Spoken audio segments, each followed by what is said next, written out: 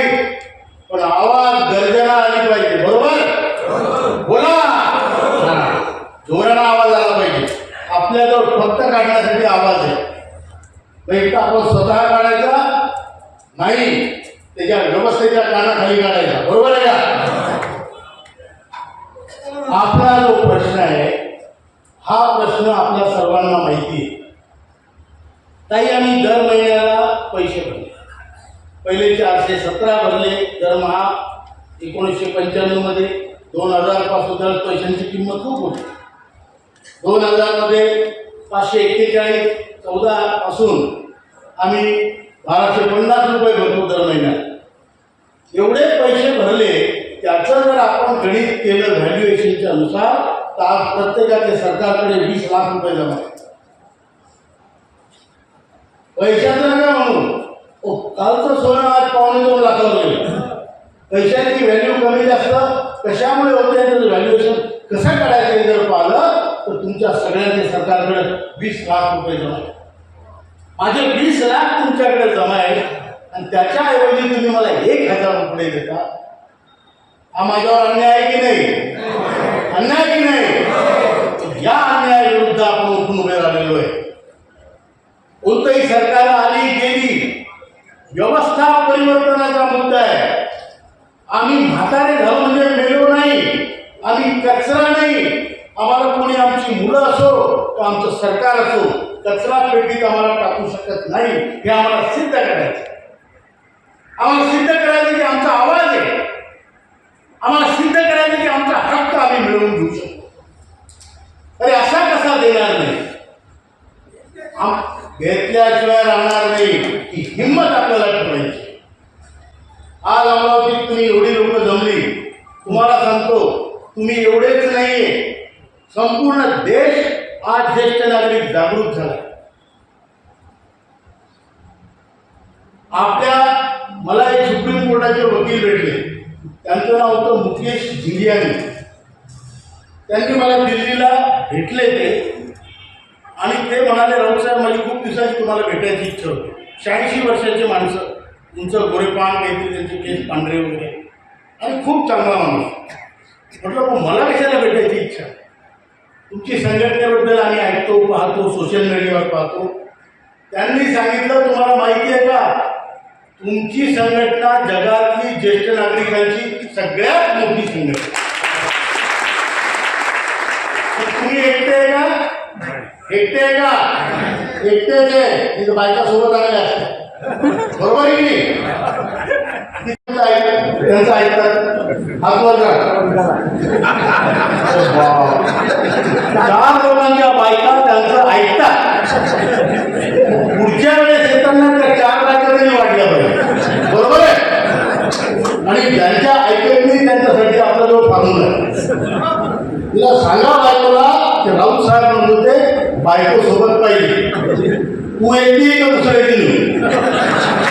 तुम्हाला सांगतो बायका, तुमची बायको तुम्हाला सोडणार ती आल्याशिवाय राहणारच नाही. बरोबर आहे का? बरोबर आहे का? हे आपल्याला करायचं, संख्या वाढवायची, आणि आपल्यासाठी दुसरं कोणी काही करणार नाही, हो आपल्यालाच करणार. आमच्या पुसरकर साहेबांनी बरोबर सांगितलं, आमदार खासदाराच्या पेन्शनी वाढतात, 2दारी 4दारी 4 पेन्शनी वाढतात. पण आपल्याला आपलं मिळवणं आहे. आपली पेन्शन वाढवायला फक्त आपणच कारणीभूत करणार, बाकी कोणाला तुमच्याशी काही घेणं नाही. स्वतःच्या शिंगानं माती उकरावं लागते भाऊ. बरोबर आहे का? आणि ती माती आपण उकरणार आहे. जसं अंगावर येईल तसं शिंगावर घेणार आहे. व्यवस्था असो, सरकार असो, ती काही असो, ज्येष्ठ नागरिकांचा या देशात मान सन्मान ठेवला झाला पाहिजे, यासाठी आपण प्रयत्न करतो. इलेक्शन येतं, आम्हाला ओलांडून जातात. कोणी विचारत नाही तुम्हाला, तरुण नाही, कारण 3 ते 5 घेणे तरी नसतात. बरोबर आहे? आणि म्हाताऱ्या लोकांच्या लाखाने तरी पाया पडत नाही. ही परिस्थिती आहे. आपण ही परिस्थिती बदलवणार आहे, आणि ती अशी की तुमच्या वार्डात असो का, शहरात असो का, आमदारात असो का, खासदार, तुमचं दर्शन घेऊन घेतल्याशिवाय तो माणूस निवडून नाही आला पाहिजे. बरोबर आहे? एवढा मोठा आशीर्वादाचा आणि शापाचा अधिकार आपण जवळ बाळगायचा आहे. त्यासाठी आपण संघटित होतो. बरोबर आहे का तुम्ही? बोला. करायचं आहे त्यासाठी हे संघटन. आज आपल्या पेन्शनचा लढा उखरकर दादांनी सांगितल्याप्रमाणे अगदी शेवटच्या टप्प्यात येऊन ठेपलेला आहे आणि पुढच्या येत्या 1-2 महिन्यात आपल्या पेन्शनचं काम होईल हे निश्चित आहे. कसे संकेत आहे आता? संकेत काय? जी बीजेपी 3,000 BMS बीजेपीचा कामगार पक्ष 3,000 रुपये मागत होते. त्यांना आपण शिव्या घातल्या. मी स्वतः बोललो त्यांच्याशी की हे बरोबर नाही. अरे तुम्ही लोकांना मातीत का घालता? तो पैसा काय तुमच्या बापाचा आहे? तो आमच्या बापाचा नाही, आमचा पैसा आहे. बरोबर आहे? जर सरकार आणि पंतप्रधान आम्हाला वचन देतात की हे झालं पाहिजे, 7,500 मागे भत्ता मिळाला पाहिजे. अर्थमंत्री म्हणतात BMSच्या बापाला काय झालं? त्यांनी 3,000 म्हटलं. आता त्यांनी 7,500 महागाई भत्ता म्हणायला सुरुवात केली, कारण कुठून तरी त्यांनी तो वास काढला. बरोबर आहे? आणि ते काढलं. आता आम्ही आंदोलन करणार म्हणतात 7,500 महागाई भत्ता. म्हणजे त्यांना काय करायचं? हाड्या बसायची, डाग तुटायची, असं सारखे करायचं. करू दे. आपल्याला लवकर बोलवण्यात येईल. आपलं काम होणार म्हणजे होणार, 100% होणार, लवकर होणार. पण केवळ मागून काहीच मिळत नाही. संघर्षाशिवाय आपल्याला इलाज नाही. गरीब माणसाला बाबासाहेब आंबेडकरांनी एक चांगली शिकवण देऊन दिली. शिका, संघटित व्हा, संघर्ष करा. ते केवळ दलितासाठी नाही, आपण तर महादलित आहे, बदलदलित आहे. 36,60,000 लोकांना 1,000च्या खाली पेन्शन. 36,60,000 आणि यांच्या पेन्शनच्या तिजोरीत आज 12 लाख करोडचा वर पैसा आहे. केवळ पेन्शन म्हणतात. आम्ही तिथे जाऊन प्रेझेंटेशन दिले. त्या प्रेझेंटेशनमध्ये त्यांचे ॲन्युअल रिपोर्ट वाचून, त्याचा अभ्यास करून, RTIने माहिती काढून आणि त्यांच्यासमोर पॉवर पॉईंट प्रेझेंटेशन दिले. त्यांना सांगितलं तुमच्या पेन्शन फंडात एवढा पैसा आहे, तुम्हाला दरवर्षी 7.5 कोटी लोक अंशदान करतात, ज्याचे तुम्हाला इतके पैसे येतात आणि या दोन्ही पैशाचं मिळून तुम्हाला इतकं व्याज येतं आणि त्या व्याजाच्या तुम्ही 1/5 फक्त पेन्शनमध्ये वागता. मग तुम्ही काय ते फंड फुगवण्यासाठी बसले का? दुर्दैवाची गोष्ट अशी आहे की ते 43 लोक CBTच्या कमिटीत आहेत. त्याचे अध्यक्ष मंत्री असतात, त्याचे जे सचिव आहेत ते EPFO असतो आणि बाकी जे मेंबर्स आहेत त्या 10 कामगारांचे representative, 3 inter, 3 BMS, 3 communist C2 वगैरे आणि 1 HMS.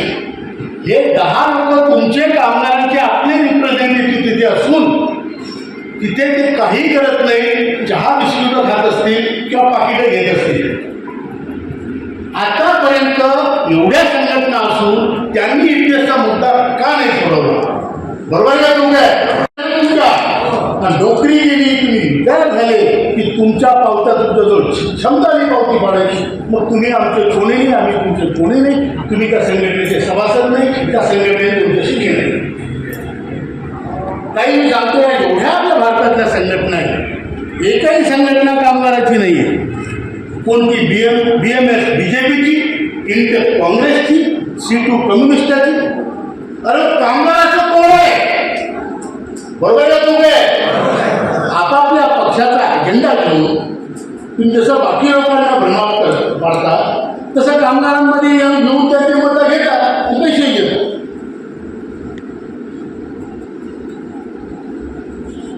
म्हणून आपल्याला आपला स्वतःचा स्वाभिमान जर जपायचा असेल, आपलं अस्तित्व आपल्या घरात टिकवायचं असेल, आपल्या समाजात टिकवायचं असेल, तर या संघटनेशिवाय आपल्याला कोणालाही पर्याय नाही. आज काय? हा केवळ पैशाचा लढा नाही आहे. मी तुम्हाला सांगतो, हा लढा आमच्या अस्तित्वाचा, स्वाभिमानाचा आहे. आज 50,000 रुपये जो माणूस घरात पगार घेऊन येत होता, त्याच्या घरात त्याला पहिले वरण भात, तुपाची डाळ, पहिलं जेवण कारभारी, घराचा कारभारी होता आहे की नाही, त्या घराचं पितृत्व होता, दातृत्व होता, कर्तृत्व होतं. आज त्या माणसाला 1000 रुपये तुम्ही देता, त्या माणसाला त्या घरात कोणी बाबा म्हणायला तयार नाही. त्या सुनेनं समोर भांडं आपटलं, ताट आपटलं, ते म्हणायची हिंमत नाही की सुनबाई हे घर माझं आहे, नाही म्हणायची हिंमत. बरोबर आहे का? बोला. स्वतःच्या घरात स्वतःच्या औलादीसमोर जर आम्हाला रोज अपमानित व्हावं लागत असेल, तर अशा सिस्टमचा धिक्कार करून एकत्र येऊन आमचं स्वाभिमान मिळवून पण करू. बरोबर आहे का? इथे मी राजकीय मत मागायला नाही आलो, तुमचं मत तुम्हाला द्या इतकं सांगायला आलो. आपण लाचा होऊन जगायचं नसतं. आज आमची किंमत पूर्ण घर झाडून घेतल्यावर तो झाडू दरवाजाच्या मागून उलटा ठेवला, ही किंमत आहे. पोत्रा करून घेतला, चारटा निचडून त्या तारावर टाकला, ही किंमत आहे आमची. बोलून पुढे म्हणजे पोत्रा इथे चांगला दिसत नाही, वृद्धाश्रमात पाठवा म्हणतात. बरोबर आहे. आम्ही आदरणीय निर्मला सीतारामनजींना 3 वेळा आपल्या बैठकीत आहे. त्यांना आपण सांगितलं की मॅडम, त्यांनी ते म्हणाले आम्ही सरकारी लोकांना पेन्शन देतो, त्यांना 18.5% UPS आम्ही टाकतो, कारण ते आमच्या सरकारचे एम्प्लॉईज. मग त्यांना आपण म्हटलं श्रमयोगी मानधन योजनेमध्ये तुम्ही 100% अनुदान देता, मी 100 भरले की सरकार 100 भरतं, ते कशाच्या भरोसा? तुम्ही हे फुकट वाटता. अमुक बहीण, लाडकी बहीण, लाडका भाऊ, ज्याचं काम पडलं तर लाड. बरोबर आहे. हे सगळं करता आणि आमचे पैसे असून आम्हाला घडवतात. आम्हाला फक्त 1.16 देता, ते फक्त ॲडमिनिस्ट्रेटिव्ह एक्सपेंडिचरसाठी आहे. मग आम्ही का तुमचे सावत्र लागतो का? मॅडम, हम आपके सौतेले लगते हैं क्या? हम भारत माता के सौतेले पुत्र आहे क्या? हे आम्ही त्यांना विचारलं आणि त्यांना आम्ही इला सांगितलं. प्रत्येक वेळेस आम्ही प्रॉब्लेम घेऊन जात नाही, एवढं असा कसा देतो हे म्हणत नाही. आम्ही एक प्रॉब्लेम घेऊन गेलो, त्या सोल्युशन घेऊन जातो. पैसा कसा उभा करायचा आम्ही सांगतो. आम्ही निर्मलाजींना म्हटलं, हम बढ़ाते हैं पैसा, इसको दुनिया का विश्व का सबसे नंबर 1 फंड बनाएंगे. बोले आप क्या दे सकते हैं? हम, अरे हा फंड दिला तुम्ही, तुम्हाला कुणी दिला? आपण दिला. बरोबर आहे का? बोला. सावकारांना मागताना आपलेच पैसे असल्यावर लाज नाही वाटायला पाहिजे. बरोबर आहे? बरोबर आहे का? ते आपण केलं, त्यांना सांगितलं, त्यांनी मान्य केलं. पहिले भारत सरकार काही द्यायला तयार नव्हती, आता त्यांनी म्हटलं हम आपको मदत करेल. फार मोठी गोष्ट झाली. आपण श्रममंत्री 4 बदलले, 4ही श्रम मंत्र्यापुढे आम्ही कमीत कमी 50-60 वेळ भेटलो असतो. पॉवर पॉईंट प्रेझेंटेशन केले असेल. त्याच्यानंतर आपण पंतप्रधानांना 2 वेळ भेटलो. त्यांनी पूर्ण ऐकून घेतलं. त्यांनी सांगितलं डॉक्टर जितेंद्र सिंगजी ये लिख लो, ये करना है.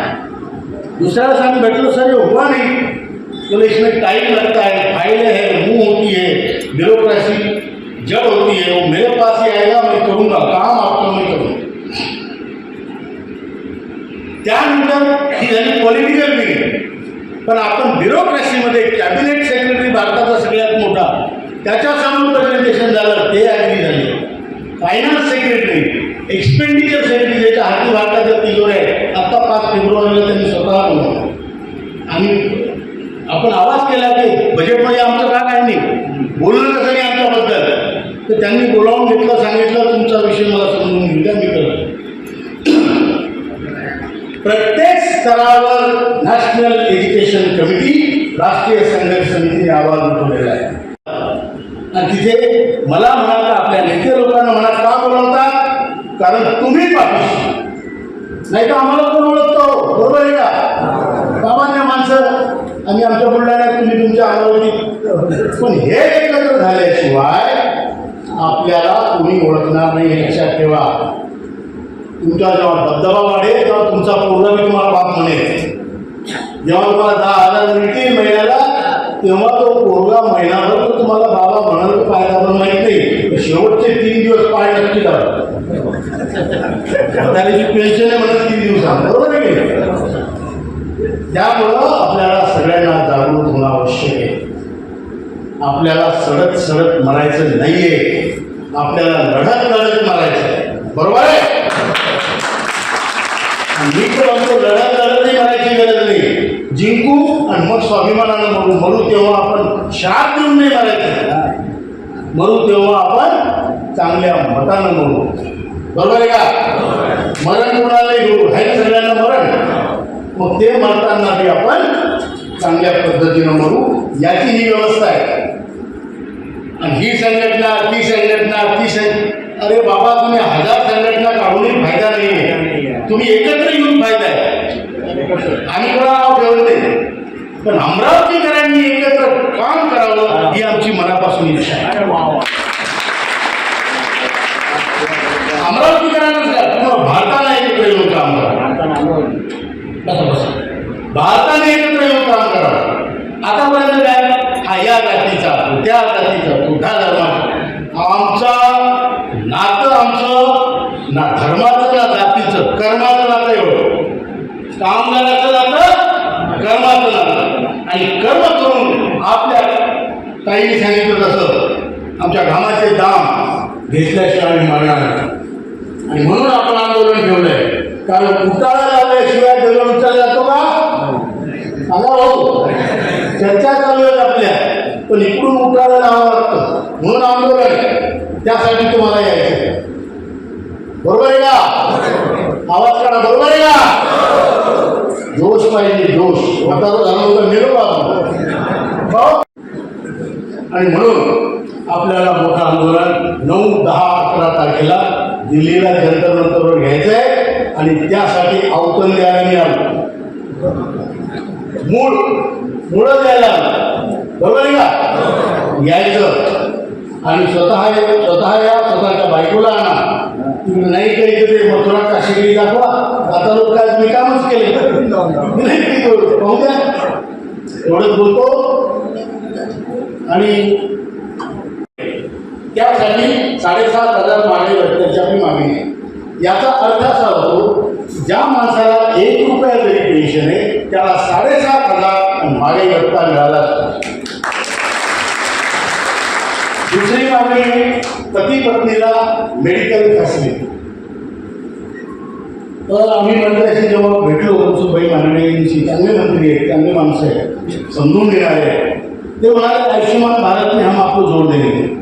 मतलब सर वो 70 साल के बाद तो जोड़ेंगे, ये कामगार है, इसको तो गन्ने जैसा जूस निकाला इसका, बरोबर है? आणि ते चिपाड 70 पर्यंत जगत नाही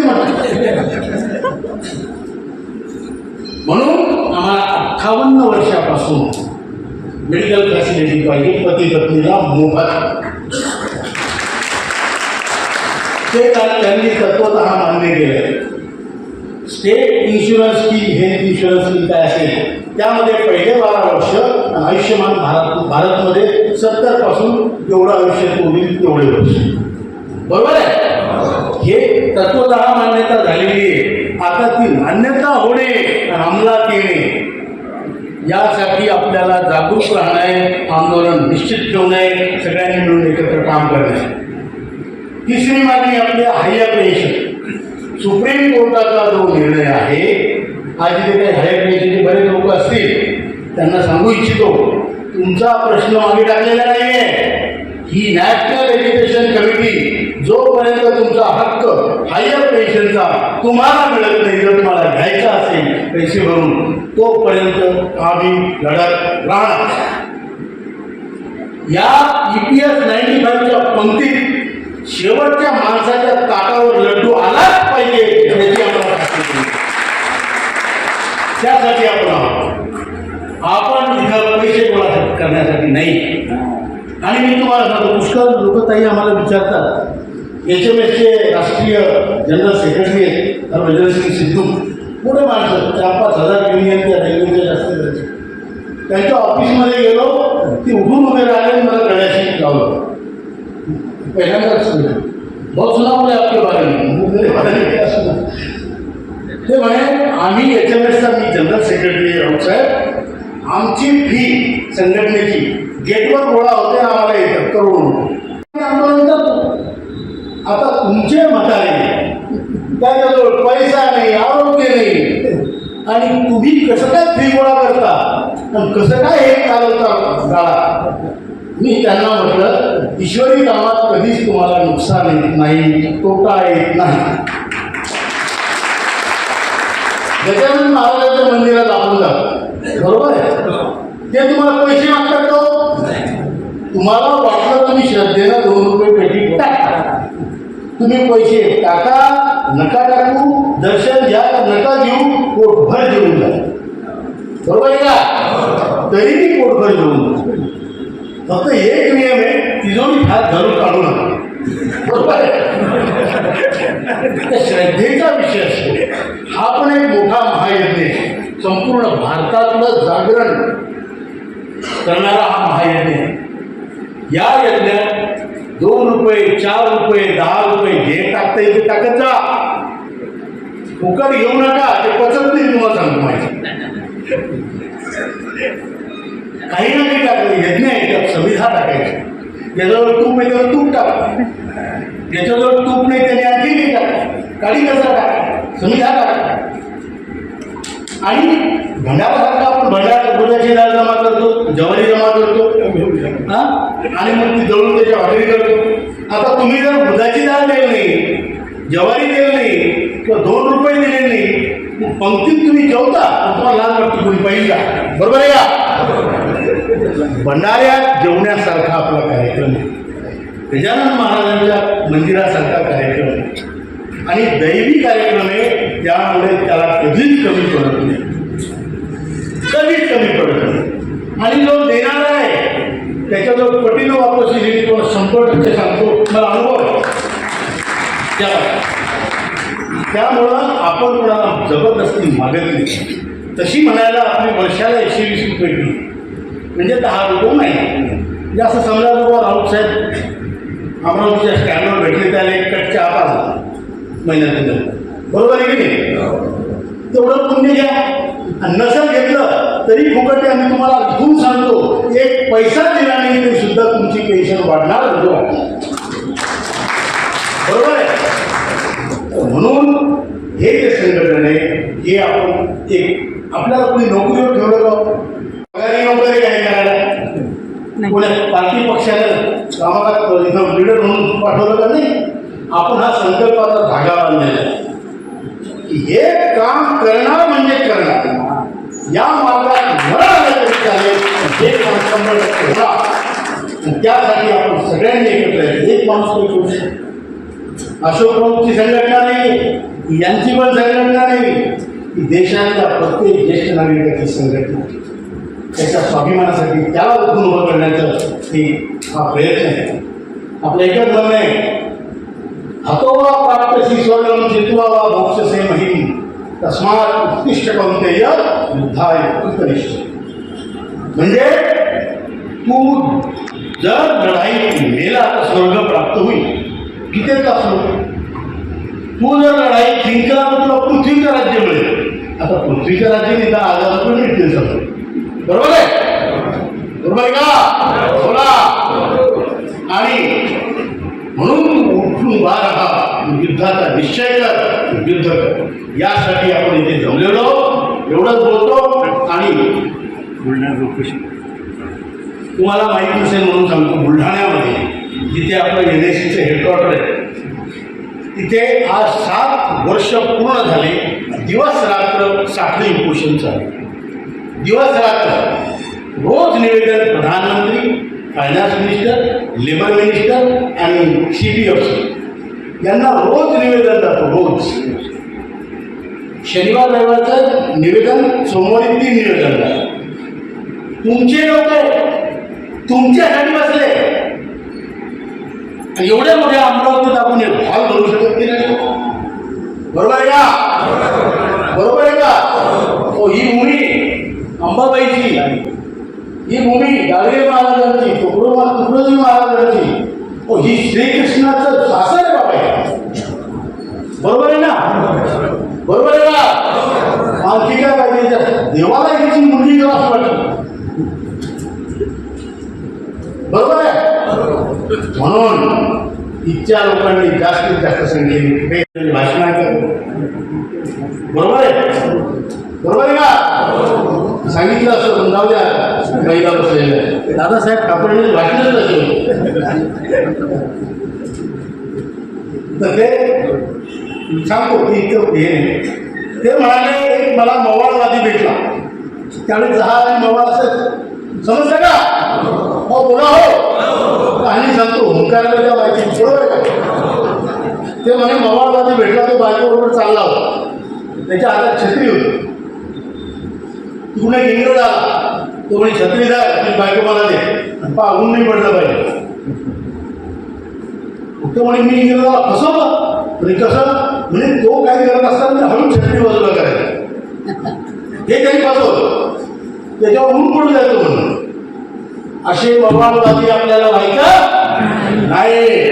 आपला अधिकार आहे आपला हक्क आहे तो घ्यायचा त्यासाठी भिडायचं ही आपली परंपरा आहे रीत आहे. अंबाबाईच्या नगरी आज आपण आंदोलनाचा नारळ आणि युद्धाचा गोंधळ घालायला जमलेलो आहे.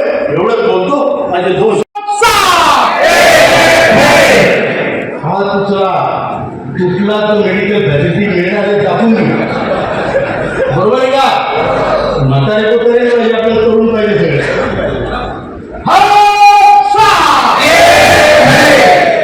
ज्येष्ठ भारत श्रेष्ठ भारत. आपला देश जगातला सगळ्यात ज्येष्ठ आणि श्रेष्ठ देश याचा आपल्याला अभिमान आहे आणि त्या ज्येष्ठ आणि श्रेष्ठ देशाचे आपण ज्येष्ठ आणि श्रेष्ठ नागरिक आहोत. म्हणून आपला नारा आहे ज्येष्ठ भारत श्रेष्ठ भारत. ज्येष्ठ भारत श्रेष्ठ भारत.